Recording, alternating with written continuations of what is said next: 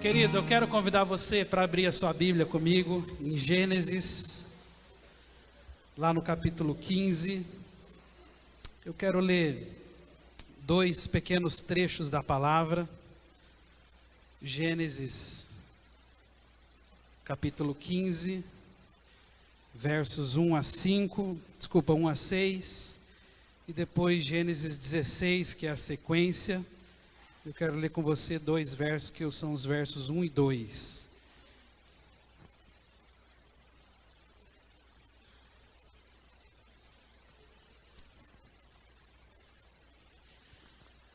Amém, igreja? A palavra diz assim, Gênesis 15, verso 1. Depois desses acontecimentos, veio a palavra do Senhor a Abrão, numa visão, e disse: não temas, Abrão, eu sou o teu escudo, o teu galardão será sobremodo grande. E respondeu Abrão: Senhor Deus, o que me haverás de dar se continuo sem filhos e o herdeiro da minha casa é o Damasceno Eliezer? Disse mais Abrão: a mim não me concedeste descendência, e um servo nascido na minha casa será o meu herdeiro. E a isto respondeu logo o Senhor, dizendo: não será esse o teu herdeiro, mas aquele que será gerado de ti será o teu herdeiro. Então conduziu até fora e disse: olha para o céu e contra as estrelas, se é que podes. Ele disse: será assim a tua posteridade. E ele creu no Senhor, e isso lhe foi imputado para a justiça. Capítulo 16, o verso 1 e verso 2. A Bíblia fala: ora, Saraí, a mulher de Abrão, não lhe dava filhos, tendo porém uma serva egípcia por nome Agar. Disse Saraí a Abrão: eis que o Senhor me tem impedido de dar à luz filhos, toma pois a minha serva, e assim me edificarei com filhos por meio dela. E a Bíblia fala que Abrão anuiu ao conselho de Saraí. Amém, queridos? Essa é uma história muito repetida entre nós. Você conhece ela de trás para frente, de frente para trás. É um texto muito pregado, muito falado, muito estudado, mas que sem dúvida sempre nos traz informações importantes sobre aquilo que é a vontade de Deus para as nossas vidas. E eu estive durante essa semana pensando um pouco sobre esse tema. É algo que já estava ali meio que queimando no meu coração. Para ser honesto para os irmãos, uma palavra dentro do meu ponto de vista um pouco complexa, talvez não muito típica de pregação. Aquilo que Deus colocou no meu coração, vou tentar adaptar para os irmãos hoje, tentar ser o mais específico possível naquilo que Deus de fato falou ao meu coração. Porque essa palavra, ela vem de um estudo, e um estudo mais massificado, que não caberia compartilhar com esses modos aqui para os irmãos. Hoje pela manhã, uma boa parte eu compartilhei com os irmãos que estavam lá na escola dominical, na turma do avançado. De fato, algo que tem realmente tocado meu coração. Esse texto da palavra, ele tem algo por trás, tem uma história, ele tem alguns acontecimentos que eu creio que podem nos ajudar à medida que eu e você nos esforçamos, à medida que eu e você abrimos o nosso coração. Deus pode nos ajudar com alguns princípios através desse texto. E talvez o princípio mais importante que eu gostaria que você entendesse nessa noite é exatamente aquele que a própria história conta. Uma história de ansiedade, uma história de acontecimentos, uma história de oportunidades, mas sobretudo uma história de antecipação, A Bíblia conta essa famosíssima história em que Abrão recebeu uma promessa da parte de Deus, e essa promessa é para que um filho fosse gerado através de sua esposa Saraí. Mas a Bíblia fala que, por ser já Abrão, de uma idade avançada, no momento ele temeu, mas ainda assim ele creu na promessa, ele confiou naquilo que Deus tinha. Porém, Saraí, a sua esposa, você conhece a história, ela teve uma resistência, ela teve dificuldade de entender que Deus poderia prover um filho naquela altura de sua vida. Afinal de contas, ela já estava, segundo a palavra de Deus, avançada em idade, com os seus 75 anos. Então, obviamente que ninguém em uma idade como essa está pensando em ter filhos. Obviamente que ninguém em uma idade como essa está pensando na possibilidade de conceber. Então, a Bíblia conta que Saraí, ela se manifesta duvidosa a respeito daquela promessa, e talvez crendo que Deus tinha algo, ela entendia que provavelmente Deus gostaria realmente que a promessa acontecesse, que ela fosse usada, que Abraão fosse usado, mas ela não sabia como. Humanamente falando, os olhos não a permitiam enxergar um acontecimento tal qual aquele que Deus havia prometido. Os olhos humanos dela estavam impedidos de enxergar a possibilidade do cumprimento daquele grande milagre. E é então que Saraí toma a sua mais equivocada decisão, e com base nessa decisão dela, hoje nós queremos compartilhar algo da palavra de Deus. Ela resolve dar uma ajudinha para Deus, né? Essa seria talvez a expressão mais fácil de ser entendida. Ela deseja cooperar com o Senhor. Saraí, ela entendia que o que Deus tinha realmente fazia sentido. Ela entendia que a promessa de Deus caberia na sua vida, mas ela não conseguia conceber o milagre. Ela não conseguia com seus olhos humanos enxergar como é que Deus faria. E aqui entra a história dessa mulher que ficou marcada não só na história dela, mas na história de muitas gerações. E inclusive hoje você, quando liga a televisão e quando vê alguma notícia sobre guerras lá no Oriente Médio, você precisa se lembrar que tem a ver com essa história. Tudo começa ali. É na resistência dessa mulher, é na dificuldade de entender a proposta de Deus, que é concebido, na verdade, uma barreira, né, que vai se complicando ao longo do tempo. E a Bíblia mostra essa mulher resistindo a Deus, ela resistindo à sua promessa. Qual é a proposta dela? Ela usa de um argumento dizendo para Abraão: Abraão, eu realmente quero ter um filho, mas eu não posso conceber com uma idade tão avançada. Então a proposta dela é que a sua serva Agar, ela conceba um filho de Abraão.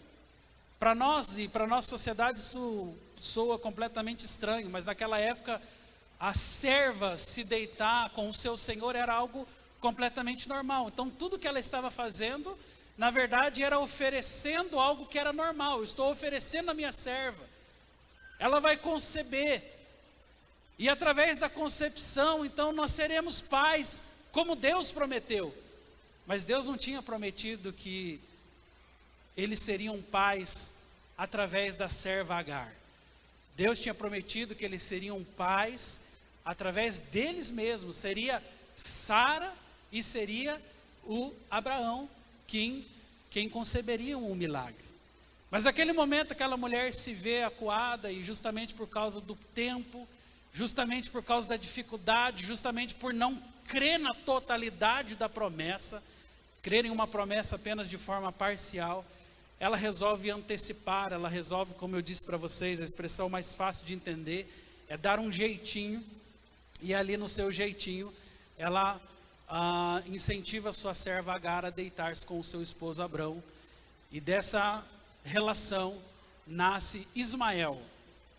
Ismael é o filho agora de Abrão, né, junto com a sua serva, com a serva de sua esposa Agar. E ali começa a história de uma família que recebeu uma promessa, de uma família que entendeu da parte de Deus como essa promessa deveria ser aceita e compreendida, mas uma família que resolveu fazer diferente, quis ajudar a Deus, quis cooperar com o Senhor. E esse, meus irmãos, é o erro do qual eu gostaria de compartilhar com vocês essa noite. O risco que eu e você corremos no nosso dia a dia, na nossa vida espiritual. É o risco de muitas vezes querer ajudar a Deus. É o risco de muitas vezes encontrarmos em nós uma autossuficiência, uma capacidade extra para fazer aquilo que Deus não conseguiu fazer. A verdade é que nós nos sentimos extremamente incomodados em nossa vida, quando algo não acontece do nosso jeito. Você há de convir comigo que nem todas as promessas de Deus, elas são fáceis de serem aceitas em nossa vida. Especialmente porque todas elas passam pela maior de todas as barreiras que você conhece, que é o teste do tempo. Deus promete, Deus cumpre. Mas entre a promessa e o cumprimento da promessa, é que está muitas vezes a possibilidade de ser abençoado ou de cair de vez. Então, nós não estamos diante de um quadro completamente anormal, nós não estamos diante de uma circunstância da qual nunca vimos antes, pelo contrário. Nós estamos diante de um quadro do qual vivemos todos os dias. E o que eu quero mostrar para você nessa noite, assim como Deus já vem me incomodando, assim como Deus já vem tratando isso no meu próprio coração, é que essa espera que muitas vezes tem sido antecipada por alguns de nós, ela não acontece só na concepção ou na geração de filhos. Essa espera está no nosso dia a dia, está nas circunstâncias, está nas decisões, está em tudo quanto nós fazemos, com todas as pessoas com quem nos relacionamos. E o maior erro para nós seria exatamente esse: permitir que algo que Deus prometeu fosse antecipado pela nossa falta de paciência. Algo que Deus prometeu fosse antecipado pela nossa ansiedade. Algo que Deus prometeu chegasse a dar a luz antes do que aquilo que ele esperava. Então, quais são as promessas que Deus tem para a sua vida? Pense um pouquinho sobre a tua história agora. Pense um pouquinho sobre aquilo que Deus já ministrou ao teu coração, quer sejam elas promessas em nível familiar, relacional, profissional, espiritual, ministerial. Quais são as promessas? Deus já falou com você? Deus já ministrou a sua vida? Pois bem, daquele dia em diante, qual o nosso comportamento? Como nós nos vemos no meio dessa história? Como é que nós compreendemos o agir de Deus? Irmãos, isso sem dúvida nenhuma pode implicar em bênção ou pode implicar em maldição sobre as nossas vidas. Para Deus, tão importante quanto o que nós estamos fazendo, né? Para Deus, tão importante como o que eu estou fazendo no meu dia a dia, é também com qual força eu estou fazendo isso. Você tem sonhos hoje, você tem promessas, maravilha. Então, tão importante quanto essa promessa que você recebeu, tão importante quanto essa direção que você recebeu para a tua vida é com que força você está administrando essa promessa. Veja bem, Deus, nesse sentido, ele é extremamente minucioso. Para Deus importa muito qual é o tipo de força, qual é o tipo de empenho, qual é o tipo de atividade que nós colocamos nas suas promessas. Pode parecer que não, mas Deus, ele é muito específico. Quando, por exemplo, fala sobre as ofertas, a especificidade de Deus é tão grande, que a palavra fala assim: quando você vai lá no altar, e chegando no altar você lembra que o teu irmão tem alguma coisa contra você, a palavra fala o quê? Deixa a oferta, e vai primeiro reconciliar com o teu irmão. Então, tão importante quanto o que eu estou fazendo, é qual força, ou sobre que motivação eu estou fazendo aquilo. Para Deus isso importa, para nós talvez não, porque para nós está tudo num bolo só. Muitos de nós às vezes administramos, gerimos a vida de uma maneira que é tão confuso que nem nós mesmos entendemos. E o Senhor é muito específico, porque Na sua palavra, não uma nem duas vezes, mas por várias vezes nós vemos o Senhor repreendendo o seu povo e mostrando para o seu povo que o caminho com Ele é diferente. Muitas vezes nos fazendo voltar no final da fila, refazer aquilo que já foi feito, porque foi feito de maneira errada. Então, naquele momento, a única informação que nós temos é de uma mulher que queria muito conceber, de uma mulher que acreditava que Deus tinha algo para a sua família, mas uma mulher que não tinha capacidade suficiente naquele momento para esperar o projeto de Deus, para esperar a concretização da promessa que viria através do Senhor. E ela resolve antecipar tudo, ela resolve se adiantar, ela resolve ajudar a Deus, como eu disse para vocês. E hoje eu queria falar para vocês que 2 nações vão nascer através desse casal, de Sara e Abrão. A Bíblia fala então que existia um filho que era o filho da promessa. Mas o filho da promessa, ele viria sobre uma outra concepção, 13 anos depois daquela promessa que foi feita única e exclusivamente a Abrão. A Bíblia então fala desse momento tão esperado, quando nasce então aquele que era da vontade de Deus, quando nasce Isaac. E a informação mais clara que nós temos quando olhamos para o texto da palavra de Deus, quando compreendemos um pouco da história, é que entre Ismael e Isaac existe uma diferença simbólica. Existe uma diferença que, apesar de ser simbólica, ela é muito visível. Porque Ismael significa tudo aquilo que nós podemos fazer na força do nosso próprio,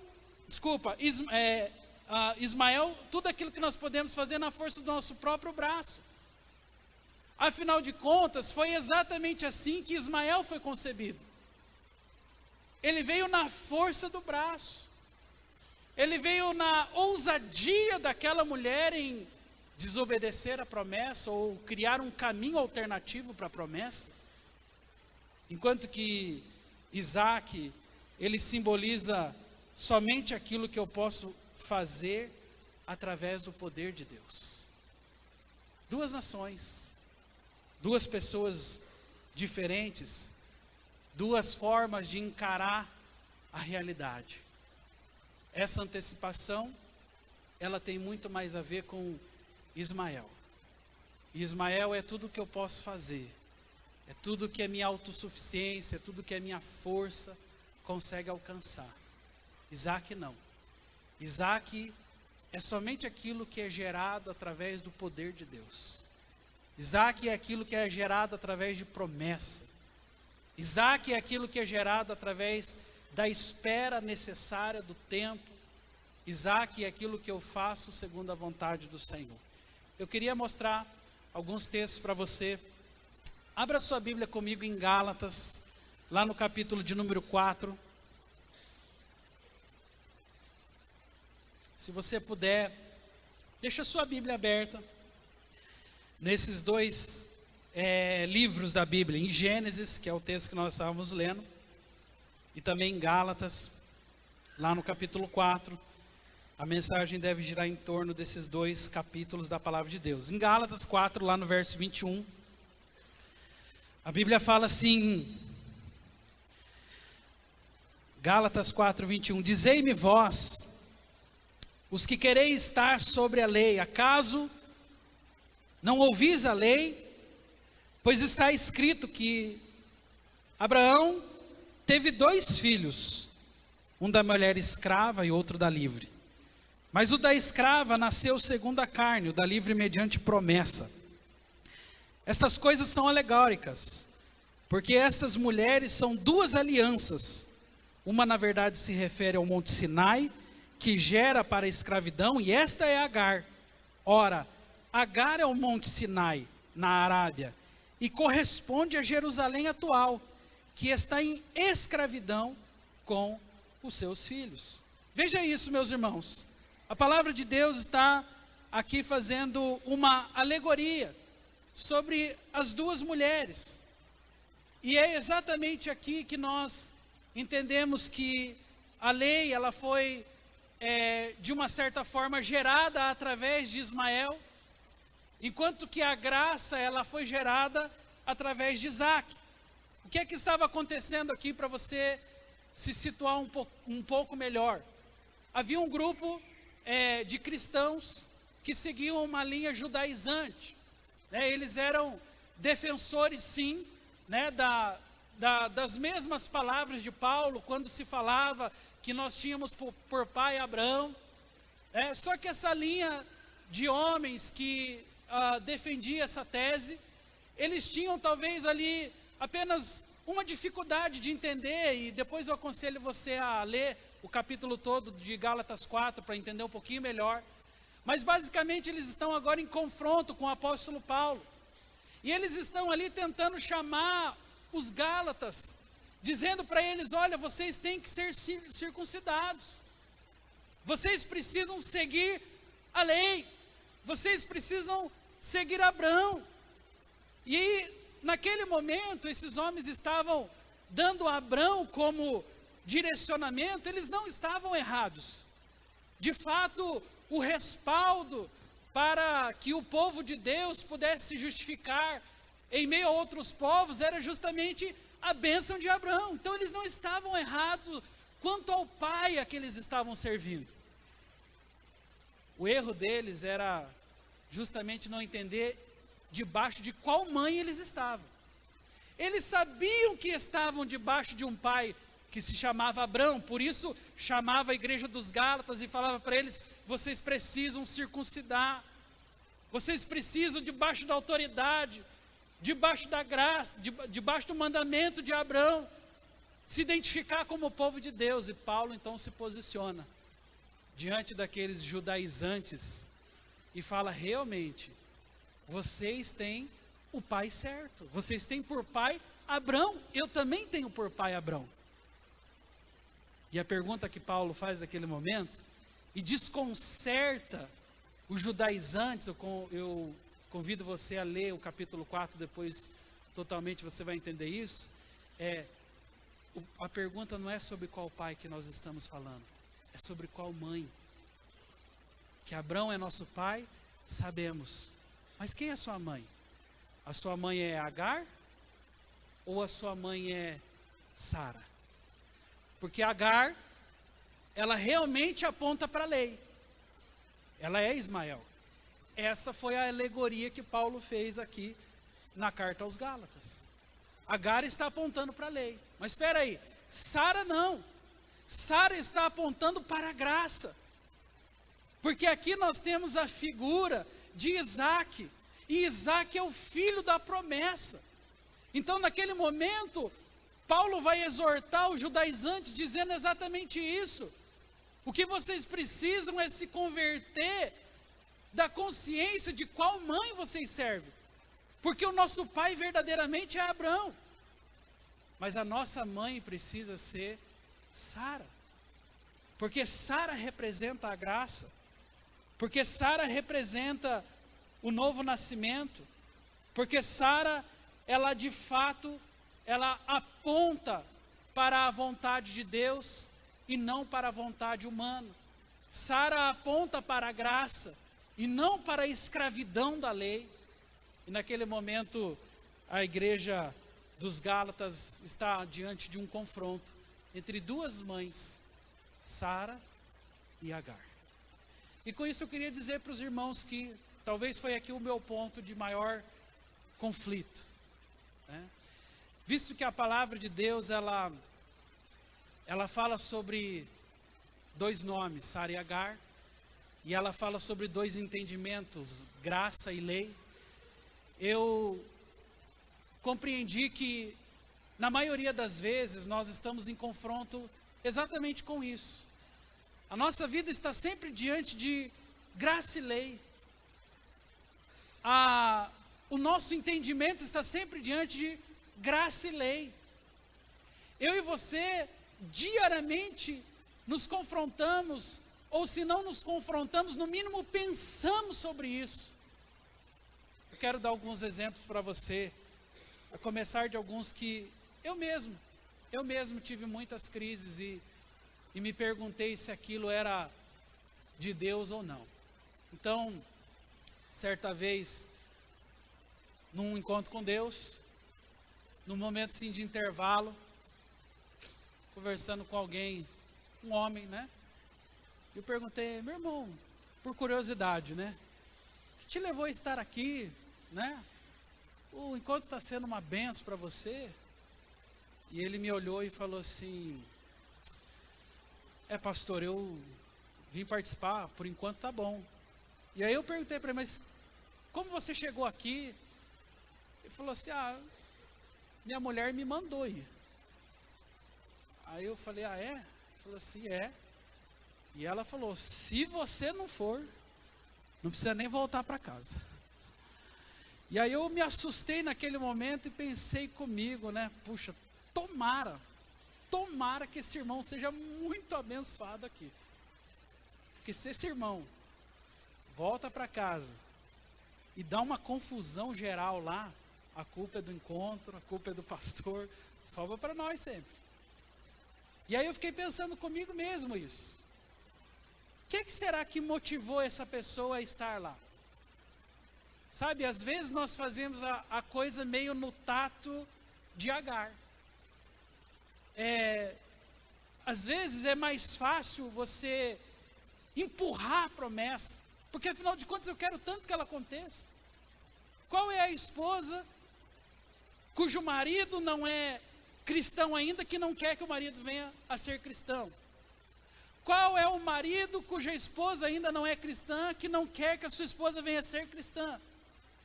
Agora, muitas vezes, o meio que nós utilizamos para que isso aconteça, eu dei um exemplo, você pode aplicar isso em várias áreas da sua vida, infelizmente é o meio de Agar. Infelizmente, muitas daquelas que são promessas de Deus para a vida da família, muitas daquelas que são promessas de Deus para a minha própria vida, são empurradas à força como Agar empurrou Ismael. E quando promessa de Deus acontece por um outro meio que não se chama Isaac, o nome dessa promessa é Israel, é Ismael. E o que acontece é frustração. O que acontece é decepção. O que acontece é que essa pessoa muitas vezes vai viver uma vida ismaelita, no sentido religioso da palavra. O que você está fazendo aqui hoje, meu irmão? Não sei. Está todo mundo indo lá, eu vou também. Mas por que você vai na igreja? Não sei. Não tem nada para fazer no domingo, eu vou na igreja. Por que você vai no encontro? Não sei, me mandaram ir, apareci lá. E a gente vive às vezes assim uma vida da qual muitas vezes nós somos forçados a viver uma espiritualidade, forçados a viver uma experiência. E isso às vezes entra de uma forma tão sutil sobre as nossas vidas, que nós vamos nos acostumando a isso. A vida é assim mesmo, você tem que dar uma forçadinha, pastor. Se não forçar, não acontece. Se não forçar, Deus não abençoa. Se não forçar, nunca vai. É mentira isso, meus irmãos. A força, ela tem o seu momento para ser usado. Por isso eu disse para você que tão importante para Deus é aquilo, o que eu faço. Também é importante para Deus como é que eu estou fazendo. Que tipo de força que eu estou aplicando. Porque a frustração, ela vai chegar na vida emocional, a frustração vai chegar na vida relacional, a frustração vai chegar na vida espiritual, na vida ministerial. A frustração, ela chega em todos os ambientes da nossa vida. Agora, se todas as vezes que eu me ver diante de um fato frustrante, se todas as vezes que eu me encontrar em uma situação de dificuldade, eu me ver forçado a fazer algo para mudar aquilo, mas não em Deus, sim na força do braço, o nome disso é Ismael. Porque às vezes até a circunstância coopera para o nosso crescimento. Se você observar depois com mais cuidado, eu não tenho tempo e nem ao propósito disso, mas você vai ver que do verso 6 lá do capítulo 15 até o verso 1 do capítulo 16, do último do 15 até o 1 do 16, se passaram 13 anos. E 13 anos era a proposta de Deus. 13 anos era o tempo necessário para que Abrão e Sara conseguissem entender os propósitos de Deus para a sua vida. Às vezes eu não consigo esperar 13 dias, 13 semanas. O que dirá 13 anos, irmãos? E aí é que eu digo para você, entre a afirmação da promessa e a concretização, existe um processo. E esse processo, ele é testado por aquilo que nós menos suportamos em nossa vida, que é tempo. Eu não suporto o tempo. Lidar com ele é difícil. Porque, pastor, faz tantos anos que eu estou orando. Pastor, eu já coloquei isso diante de Deus lá em 1900 e tanto. Então, desde esse tempo eu tenho observado, e a impressão que eu tenho é que Deus silenciou. Essa, sem dúvida nenhuma, era a impressão de Sara. Essa talvez era a impressão que estivesse lá no coração de Abrão. Embora Abrão tenha se deitado com Agar, ele sabia que Deus tinha promessa. Mas a Bíblia usa a expressão que Abrão anuiu ao conselho de Sara, ou seja, em outras palavras, ele concordou. Ele também foi vítima da pressão. Abrão também sucumbiu diante da circunstância e naquele momento não conseguiu aplicar toda a sua expectativa na promessa de Deus.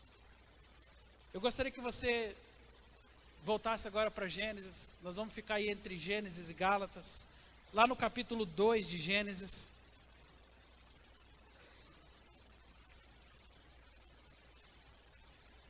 Lá no capítulo 2 de Gênesis, no verso 2 mesmo, a palavra fala assim: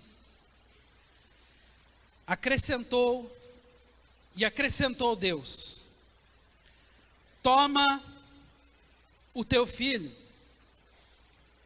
o teu único filho, Isaque, a quem amas, e vai para a terra de Moriá. É assim que está no seu aí? Amém? Não? Meu Deus. Era só para testar se era sim ou não que estava. Pega o 12 então. 12, 2. Vou dar uma chance para vocês, hein? Oi? Vocês estão me confundindo aí, gente. Pastor Ed, você falou que era o 12, agora vocês... 22, 2. Vamos lá, gente. Olha lá, ó.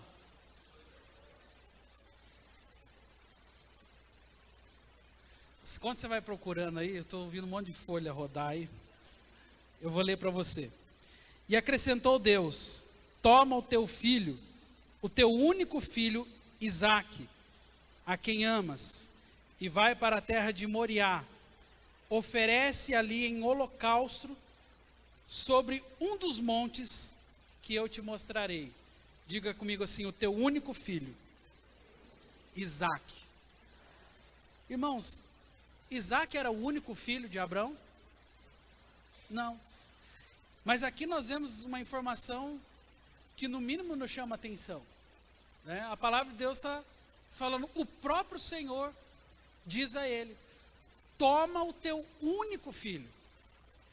Mas se ele não era o único filho, o que nós entendemos é que para Deus Isaque era o único filho. E essa talvez seja uma informação importante para nós nesse ponto da reflexão. Aquilo que não é de Deus, aquilo que é feito na força da carne, irmãos, não é contado. Você consegue entender que o próprio Deus omitiu o nome de Ismael? O próprio Deus fez questão de deixar claro: toma o teu filho, o teu único filho. O que o Senhor está nos dizendo com isso é que tudo aquilo que é feito através da carne, tudo aquilo que é feito por meio de Agar, tudo aquilo que é feito como antecipação, como desespero, como ansiedade, não é contado. E isso é uma informação que para mim soa muito pesado. Não sei para você. Mas eu fico imaginando que no nosso dia a dia nós somos tão tentados às vezes a fazer a coisa na força do braço. Eu fico pensando que é até às vezes muito difícil de você entender o que foi feito na força do braço, o que foi feito na força do Espírito. É muitas vezes difícil de discernir isso. Agora, uma coisa que fica claro para nós aqui, a palavra está dizendo: o que é feito na força do braço não é contado. Se foi feito através da carne, se a minha postura foi carnal, se eu resolvi do meu jeito, se eu quis dar o jeitinho brasileiro, se eu quis antecipar, se eu quis forçar, isso para Deus não tem valor. Sabe o que tem valor para Deus? Tudo aquilo que é concebido com base na promessa. Mas o que é concebido com base na promessa, nem sempre cumpre-se no tempo que eu estabeleci. Então eu corro o risco, eu corro dois tipos de risco. O primeiro é de pecar por fazer tudo na força da carne. E o segundo é de, além de pecar e fazer na força da carne, não ser reconhecido. Porque diante de Deus o que é reconhecido é o filho da promessa. Diante de Deus o que tem valor é aquilo que foi concebido com expectativa na promessa de Deus. Pergunto para você, essa pergunta que eu tenho feito para mim mesmo. O que será que hoje nos incomoda? Que talvez não esteja acontecendo no nosso tempo. O que é que eu gostaria hoje muito que acontecesse? Coloca isso nas dimensões aí da sua vida, na área física, quem sabe uma cura, da qual você tem se injuriado, da qual você tem muitas vezes se estressado. Quem sabe uma relação em momento difícil, que tem se arrastado ao longo de anos, da qual você tem clamado, da qual você tem buscado, da qual você tem pedido ao Senhor. Quem sabe uma vida profissional que nunca acontece, tenta aqui, tenta ali, tenta lá. As portas se fecham, a coisa não acontece do jeito que você estava esperando, e aí tudo isso vem somando, tudo isso vem a calhar muitas vezes com um momento difícil, com um momento de estresse. E em uma situação como essa que eu e você corremos esses dois riscos. Primeiro, de pecar por estar vivendo debaixo da carne. E segundo, de não ser contado. Eu e você, diante dos episódios da vida, vamos nos parecer muito com essas duas figuras. Ou nós somos Isaac, ou a nossa vida caminha debaixo de promessa e sabemos que Deus tem o seu tempo determinado, tem a sua forma de cumprir, tem o seu jeito de falar conosco. Ou nós vamos viver como ismaelitas, uma vida toda antecipando as promessas, antecipando a vontade de Deus. Abra a sua Bíblia em um outro texto, tomara que esse agora esteja certo. Gênesis.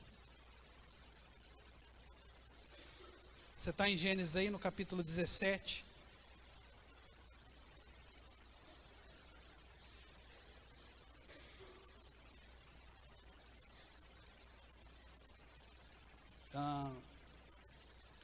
Gênesis 16, vê se o 16, põe para mim, João, por favor, 16.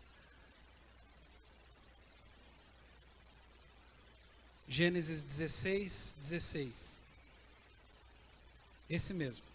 A palavra fala assim: era Abrão de 86 anos, quando Agar lhe deu à luz Ismael.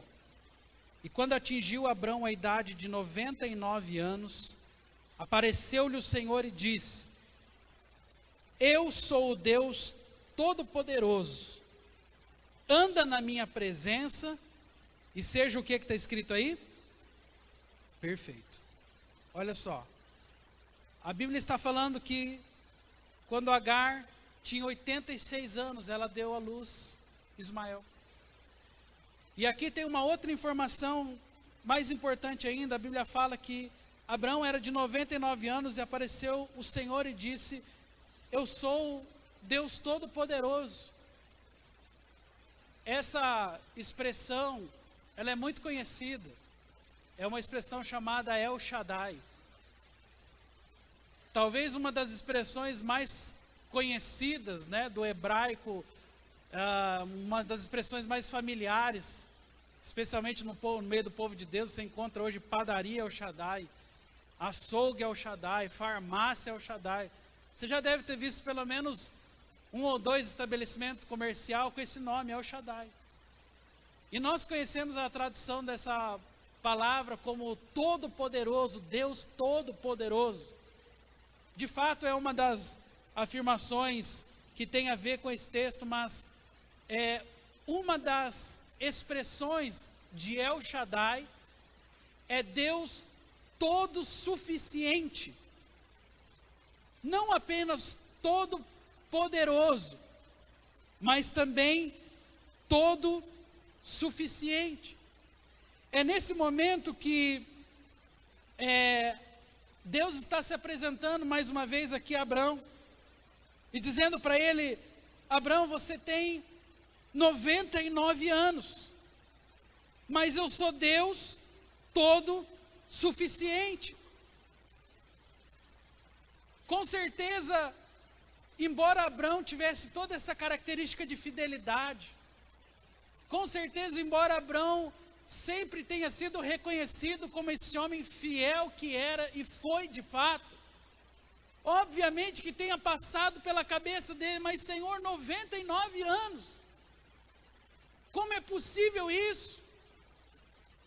Como é que eu vou ser instrumento de concepção com a minha idade tão avançada? E é nesse momento que Deus fala para ele: Abrão, eu sou todo suficiente, eu sou poderoso, eu posso fazer cumprir conforme a minha vontade.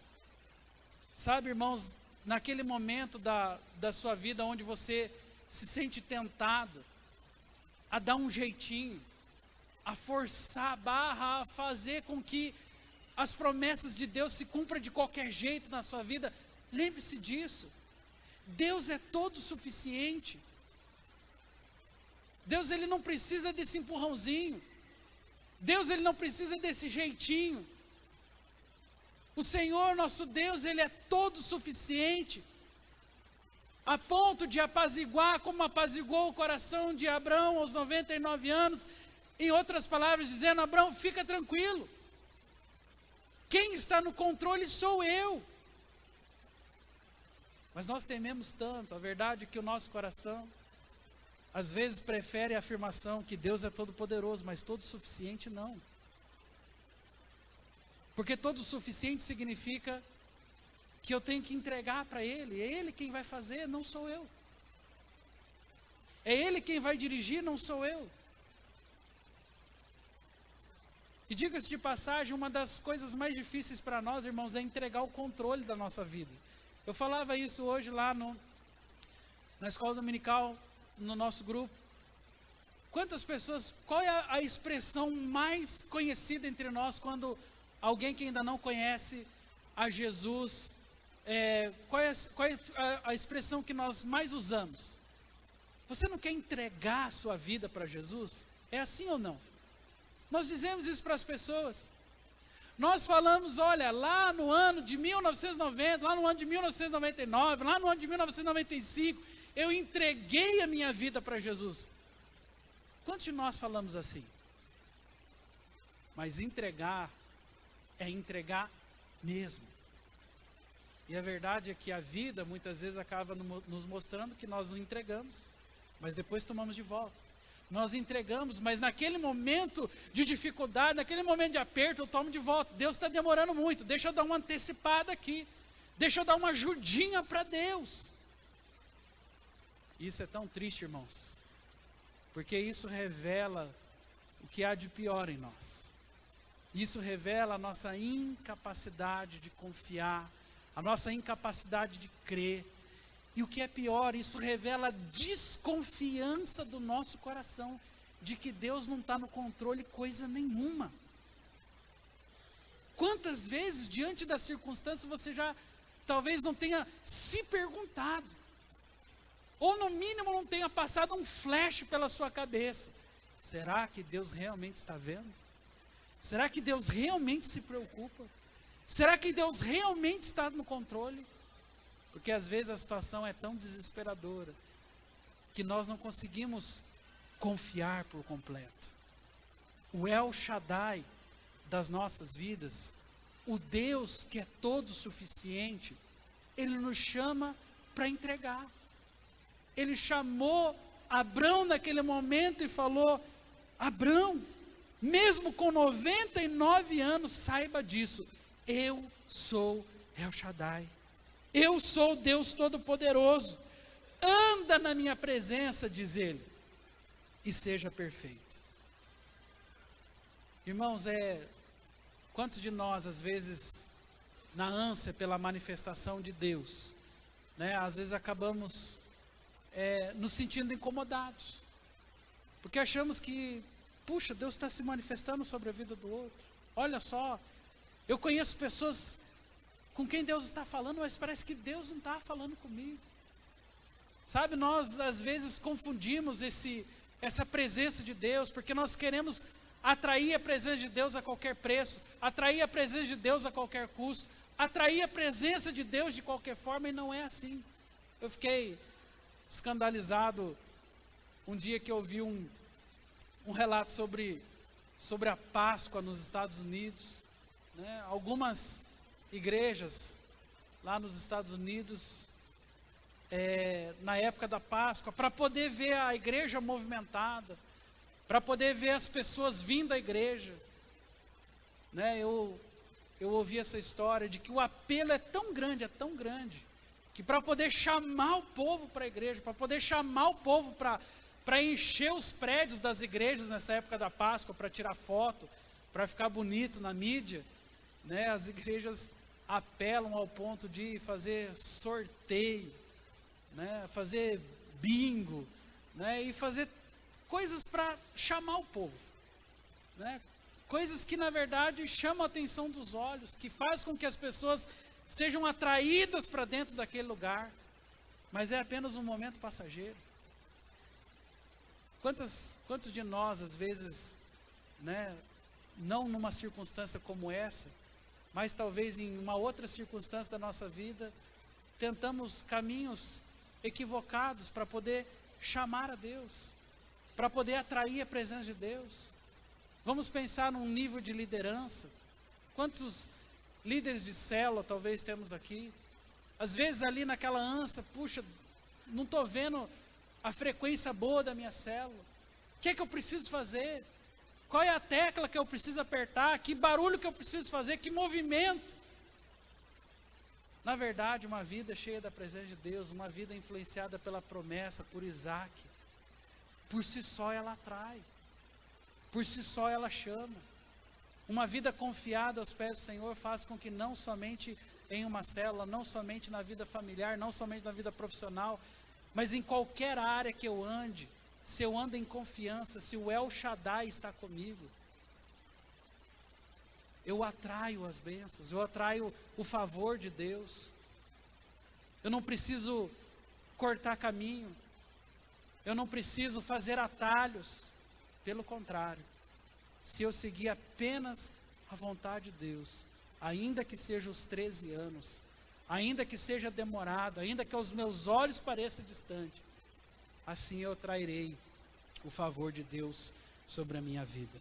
E eu quero olhar com você o último texto da nossa reflexão. Já vou convidar o louvor para vir aqui para o altar, vamos encerrar.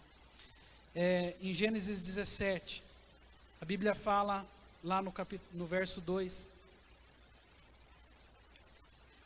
farei uma aliança entre ti e multiplicarei extraordinariamente, e te multiplicarei extraordinariamente. Prostrou-se Abrão com o rosto em terra, e Deus lhe falou: quanto a mim, será contigo a minha aliança, serás pai de numerosas nações. E a Bíblia fala: Abrão já não será o teu nome, e sim Abraão, porque por pai de numerosas nações te constituir. Far-te-ei fecundo extraordinariamente, e te farei nações, e reis procederão de ti. O que a palavra está dizendo aqui é que o Senhor mesmo fez esta promessa a Abrão, dizendo: Abrão já não será mais o seu nome, mas sim Abraão. E a Bíblia está dizendo sobre a promessa do Senhor: eu vou fazer você fecundo, né? A Bíblia está dizendo a promessa do Senhor, né, através da mudança do seu nome, de uma multidão de nações, de vidas e mais vidas que através da vida de Abraão cumpririam a promessa do Senhor nessa terra. E aqui existe uma outra informação importante para que nós possamos encerrar nessa noite. Todas as vezes que a Bíblia fala sobre mudança de nome, a Bíblia está, na verdade, sugerindo também mudança de comportamento. Você lembra que Saulo era chamado de Saulo, mas quando o Senhor resolveu mudar a vida dele, mudou o nome dele para Paulo. Você lembra que Simão tinha uma característica enquanto caminhava com Jesus, enquanto conhecia o Senhor, enquanto se relacionava com Ele, mas quando o Senhor o quis mudar, o Senhor mudou o seu nome para Pedro. Significa rocha, significa pedra. Da mesma forma Deus faz com Abrão. Abrão andou com o Senhor em uma certa altura do tempo que se passava, da promessa que estava por vir. Deus declara isso: Abrão, você já não mais se chamará Abrão, mas sim Abraão, porque pai de multidões você será. E eu entendo, meus irmãos, que para que a promessa de Deus aconteça nas nossas vidas, assim como aconteceu na vida de Abrão, nós precisamos também mudar de caminho, mudar de vida, mudar de circunstância. Quem sabe muitas vezes o que está acontecendo, a falta de clareza, é justamente porque nós não estamos mudando. É porque naquele dia que eu me comprometi com o Senhor, todas as promessas que eu fiz para Ele ficaram no meio do caminho. Quem sabe o favor de Deus não está sobre a minha vida, porque o meu coração mesmo anda endurecido para as promessas do Senhor. E eu creio, meus irmãos, que nunca é tarde para mudar. Se aos 99 anos, Abrão recebe promessas, Abrão observa a concretização das promessas, o que dirá sobre a minha vida, sobre a sua vida?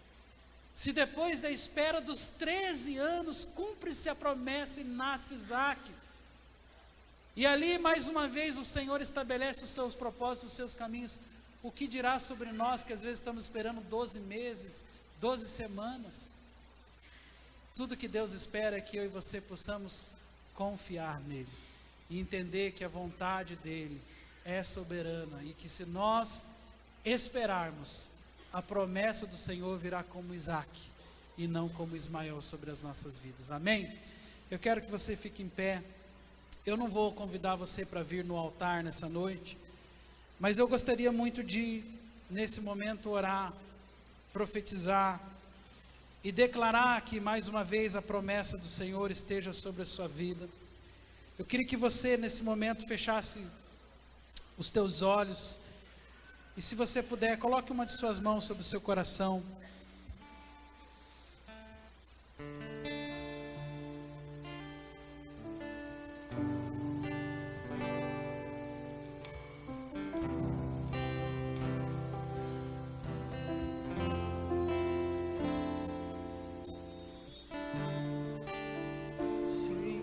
teus olhos, pra todos permanecem em mim.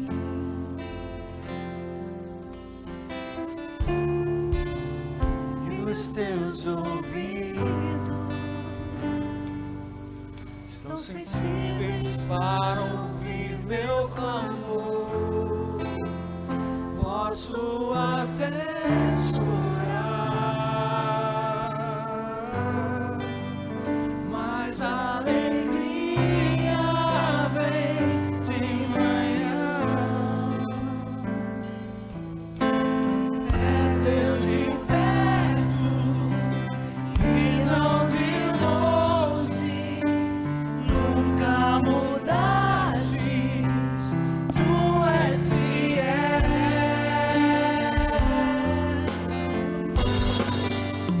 Deus de aliança, Deus de promessas, Deus que não é homem pra mentir.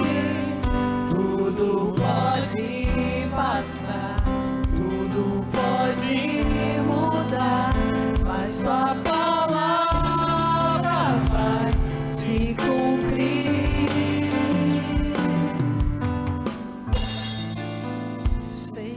Eu quero convidar você a continuar com seus olhos fechados, sua mão sobre o seu coração, sobre o seu peito nessa hora. Eu gostaria de convidar você a, mesmo em um momento curto, rápido, que você refletisse um pouco sobre as promessas que Deus fez para você. Eu creio que todos nós, naquele momento em que conversávamos com o Senhor, naquele momento em que entregávamos a nossa vida para o Senhor, recebíamos promessas, recebíamos diante do Senhor ali possibilidades do cumprimento da sua promessa, se nós nos mantêssemos fiéis, firmes. Mas quantos de nós estamos sofrendo por causa do tempo? Quantos que estão aqui, talvez já tenham se sentido tentado a romper os anos de espera, quem sabe oferecendo uma ajuda para Deus, quem sabe dizendo: Senhor, e se o Senhor for por esse caminho? E se o Senhor fizer desse jeito? Ou o que é muito pior, quem sabe muitos de nós, que tínhamos promessas evidentes do Senhor, resolvemos atropelar o tempo, a ansiedade, o estresse, o cansaço acabou sendo maior, e você que tinha todas as possibilidades acabou rompendo com a sua aliança e acabou vivendo mais para Ismael do que para Isaac. Quem sabe você tem vivido uma vida de dependência apenas da tua autossuficiência. Você, mais do que ninguém, sabe o cansaço que isso gera. Quem sabe você, na expectativa de que algo aconteça, tem usado todas as suas forças, tem usado todas as suas estratégias, mas muitas vezes tem se sentido decepcionado. A explicação é muito simples: a promessa é gerada em Isaac e não em Ismael. Ismael é tudo que eu consigo fazer na força do braço. Por isso agora eu quero clamar ao Senhor que sobre a minha vida, sobre a sua vida, sobre o seu ministério, sobre a sua família, sobre o povo do Senhor que está aqui, que a promessa do El Shaddai, o Deus todo suficiente, possa se cumprir sobre a vida do seu povo. Pai, agora eu quero pedir especificamente que o teu povo possa viver debaixo de descanso, Senhor. Que em nada, Pai, as suas vidas sejam, Pai, atropelada pelas circunstâncias, pela vontade ou por qualquer outra coisa que não seja a promessa do Senhor. Nos ajuda, Pai, a enxergar com os olhos da fé.